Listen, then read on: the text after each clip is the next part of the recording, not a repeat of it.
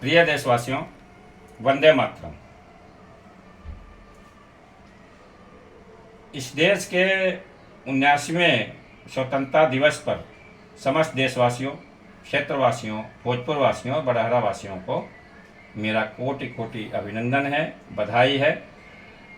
दोस्तों, इस वक्त में यह देश बाढ़, बारिश, भूकंप, भूस्खलन की जो है बहुत बड़ी आपदाओं से गुजर रहा है। और ऐसे समय में जो है इस देश के सभी नागरिकों को अपने सारे मतभेद भूल करके, अपने सारे विचारों की जो विभिन्नता है उसको भूल करके, जात पात धर्म इन सब से उठ करके राष्ट्रवाद की एक भावना को विकसित करके एक दूसरे का हाथ पकड़ना चाहिए। ऐसे समय में मैंने जो है, चूँकि मैं बिहार से आता हूँ, तो मैंने बिहार के मुख्यमंत्री और माननीय प्रधानमंत्री श्री नरेंद्र मोदी जी को एक प्रत्यावेदन भेजा है और उसमें देश, प्रदेश और मेरे क्षेत्र बड़हरा की जनता के लिए कुछ विशेष मांगे की हैं। मैंने अपने प्रत्यावेदन में जो मांगे कही थी, उनमें पहली मांग थी कि सभी नदी तटीय इलाकों को, भूस्खलन क्षेत्रों को, उनको आपदाग्रस्त घोषित करना। बिहार सरकार से कहा था कि सोन तटीय, कोसी क्षेत्र, बड़हरा, भोजपुर के सभी नदी तटीय क्षेत्रों को जो है बाढ़ग्रस्त घोषित करके, आपदाग्रस्त घोषित करके वहाँ के लोगों को तत्काल राहत दिलाए। यह मांग मान ली गई है हमारी, और आप लोग जानते ही हैं। लेकिन जो मुख्य बात, जो मुख्य मांग है हमारी, वो है कि जो बड़हरा क्षेत्र है, विशेष करके संदेश है, सहार है, और भी जितने भी हैं, जगदीशपुर है, बहुत सारे क्षेत्रों में जहाँ भी आपदा विपदा आई है, वहाँ के लोगों की जो लिस्ट बनती है उसमें राजनीतिक कारणों से, सामाजिक कारणों से, आपसी देश विदेश और ईर्ष्या से कभी बनाने वाले, कभी वहाँ के जो लोकल जनप्रतिनिधि हैं, ये गरीबों का या पीड़ित लोगों का नाम कटवा देते हैं, नाम हटवा देते हैं और इसका वेरिफिकेशन नहीं हो पाता। लिस्ट तो सरकारी कर्मचारी बनाता है, लेकिन वो वहाँ के रसूखदार लोगों को पकड़ लेता है और वो लोग जो है अपनी सहूलियत के हिसाब से जिनको पसंद करते हैं उनका नाम लिस्ट में डलवाते हैं और जिनको नहीं पसंद करते उनका नाम लिस्ट में नहीं होता है। इसके बाद में वहाँ का लोकल जो सीईओ है, जो वहाँ का अंचलाधिकारी है, जो प्रखंड अधिकारी है, उसके पास लोग पहुँचते हैं, वो बोलता है लिस्ट बन चुकी है, अब कोई सुनवाई नहीं है, तब कहाँ थे, लिस्ट फलानी लिस्ट है, ढिमकी लिस्ट है। इस बार ये नहीं होना चाहिए। हमने माननीय मुख्यमंत्री जी को भेजे हुए प्रत्यावेदन में ये मांग की है कि लिस्ट नई बनाई जाए, उसमें एक भी पीड़ित छूटना नहीं चाहिए। और जिस व्यक्ति, जिस अधिकारी की गलती से ये लिस्ट में किसी व्यक्ति का नाम छूट गया, उस अधिकारी और कर्मचारी की तनख्वाह से काट करके उस व्यक्ति की क्षतिपूर्ति की जाए, ये हमारी मांग है और ये होना चाहिए। और इस बार हम भी जनता में आते हैं और जो अधिकारी और कर्मचारी हैं वो भी जनता में आते हैं और जनप्रतिनिधि भी। तो इतना बुरा हो जाएगा अगर किसी पीड़ित का नाम छूट गया तो आपको क्षतिपूर्ति भी करनी पड़ेगी और जनता घेर करके आपको वो सबक सिखाएगी कि आप याद रखेंगे।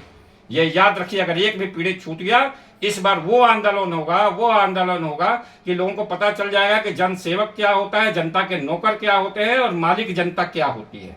इसलिए मैं यह चेतावनी देता हूँ उन भ्रष्ट अधिकारियों, भ्रष्ट कर्मचारियों और भ्रष्ट जनप्रतिनिधियों को और आपसी ईर्ष्या और लड़ाई करने वाले राजनीतिक दलालों को, सामाजिक दलालों को, सावधान। जनता के साथ अन्याय, अत्याचार और भ्रष्टाचार का खेल नहीं चलेगा, यह निश्चित है। अगर आपने ऐसा किया तो जनता आपको सबक सिखाएगी और मैं यह सुनिश्चित करूंगा कि आपको इसके लिए दंडित किया जाए। कानून के अनुसार, संविधान के अनुसार मैं आपके खिलाफ FIR कराऊंगा और आपको जेल भिजवा के रहूंगा। अगर किसी ने जनता के साथ में अत्याचार किया, किसी गरीब आदमी का हक मारा, तो यह निश्चित है। ये हमारी पहली मांग है। दूसरी मांग हमारी सरकार से यह थी कि 7,500 रुपये जो राशि है, पिछली बार उन्होंने बढ़ाई थी, यह बड़े ही मतलब खुशी की बात थी, हम लोगों ने उनका स्वागत किया था। लेकिन महंगाई इतनी ज़्यादा है, एक परिवार में औसत 5 से 7 आदमी होते हैं, उसमें क्या आता है और उससे उस बेचारे का क्या हो जाएगा। सब कुछ जिसका बह गया हो, खाने को अनाज नहीं है, पहनने को कपड़ा नहीं है, वह व्यक्ति इतने से पैसे में वह पूरा परिवार कैसे चलेगा।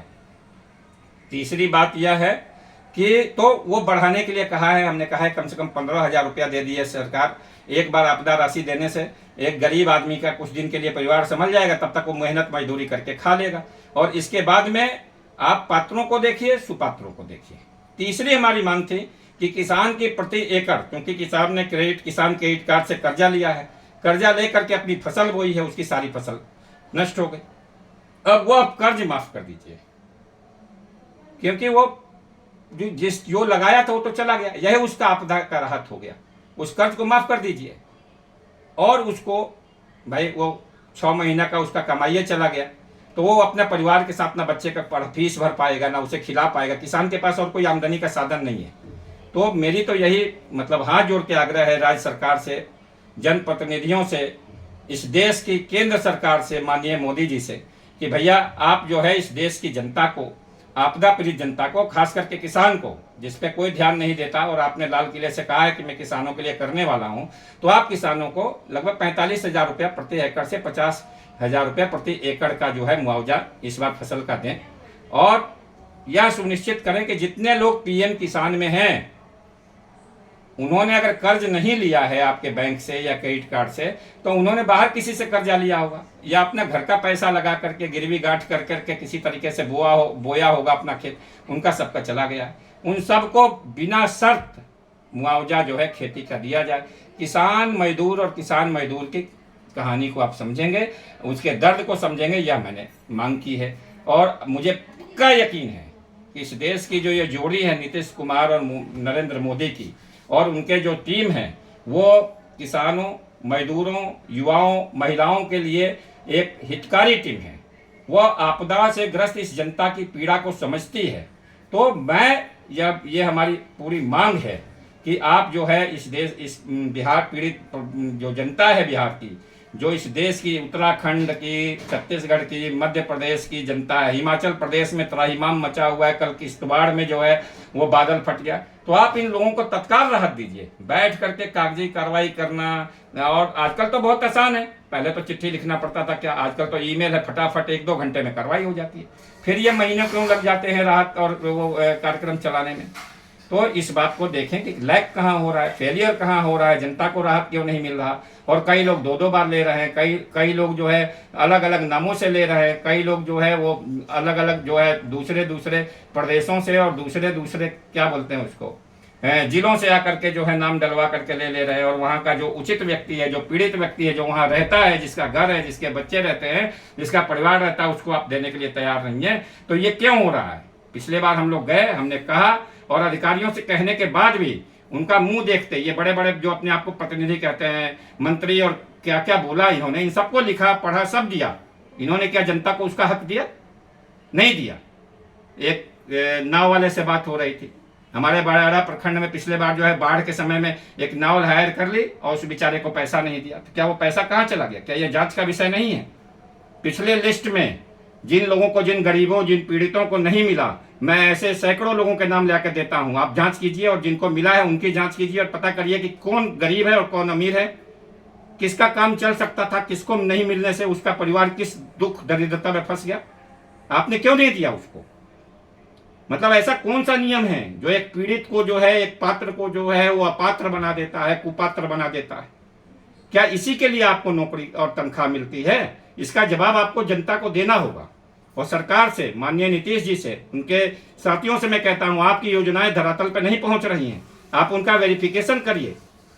भ्रष्टाचारी और उनके दलाल मिल करके सारा पैसा खा जा रहे हैं, जिसके कारण जनता को कोई सुविधा नहीं मिल पा रही और जनता आज के डेट में पीड़ित है। आपकी सरकार से असंतुष्ट है। माननीय मोदी जी, एक आदमी को 7-7 आवास दे दीजिए, और जो है लोग झोंपड़ियों में और फूस की उसमें टाटियों में रहने को मजबूर हैं। तो ये जांच आपने कभी नहीं की। आपने ये कभी कोई एक मॉनिटरिंग सिस्टम या सुनिश्चित नहीं किया कि हाँ इसको कौन देखेगा। लोग अपने मतलब एक राष्ट्रवाद नहीं विकसित है, एक सामाजिक सौहार्द नहीं विकसित है।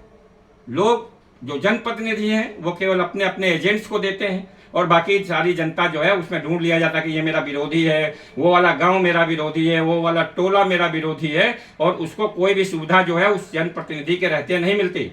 इसके लिए दंड का प्रावधान कब करेगा संविधान, मैं यह पूछना चाहता हूँ। तो ये कीजिए। मेरा हाथ जोड़ के आपसे आग्रह है कि प्रभु आप ऐसा कर दीजिए।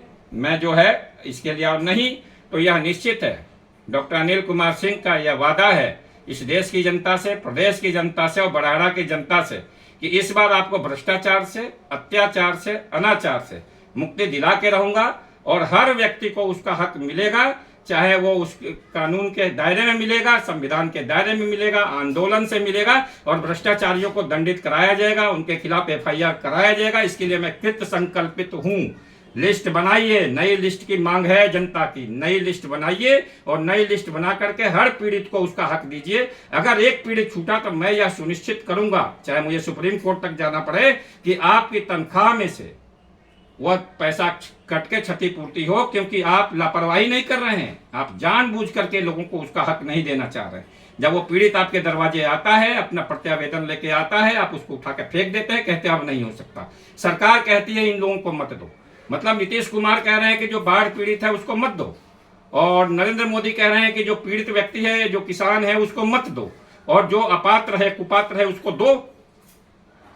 ऐसा किस सरकार में, ऐसा कौन सा रूलिंग है जो आई है जिसने कहा है कि जो है पात्रों को मत दो, लिस्ट नहीं बनाओ, लिस्ट वेरिफिकेशन मत कराओ? इसका जवाब देना पड़ेगा और इसका जवाब हम लेके रहेंगे। बिहार की जनता से, देश की जनता से, प्रदेश की जनता से और बड़ाहरा क्षेत्र के युवाओं, महिलाओं और जनता से और किसानों से मैं कहता हूं, अपने हक के लिए टाइट हो जाइए, अपने हक के लिए जागरूक हो जाइए। आपका यह बेटा, आपका यह भाई आपके साथ खड़ा है। हम लोग कंधे से कंधा मिला करके अपना हक लेंगे और किसी भी व्यक्ति को आपका हक मारने नहीं देंगे। ये मेरा आपसे वादा है। 24 घंटे आपके साथ रहता हूं, रहूंगा और रहा हूं। जय हिंद, जय भारत, जय बिहार।